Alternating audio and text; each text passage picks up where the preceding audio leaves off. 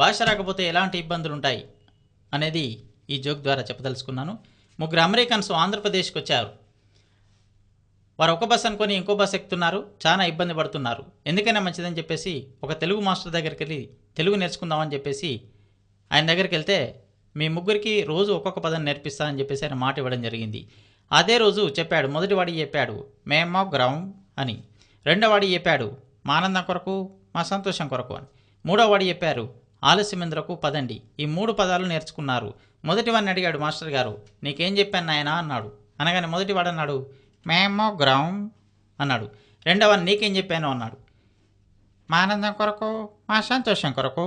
మూడోవాడిని నీకేం చెప్పాను అన్నాడు. ఆలస్యమెందులకు పదండి. ఈ 3 పదాలు నేర్చుకొని హైదరాబాద్ వెళ్ళి చార్మినార్ చూస్తున్నారు. చార్మినార్ చూస్తుంటే అక్కడ పెద్ద మర్డర్ జరిగిపోయింది. మర్డర్ జరిగానే పోలీసు వాళ్ళు ఊరుకుంటారా? వారు జీప్ వేసుకొని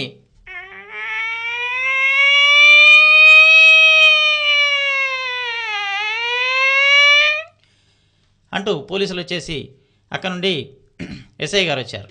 ఎస్ఐ గారు రాగానే ఆ ముగ్గురు పెద్ద ఫోజు పెట్టి నిల్చున్నారు.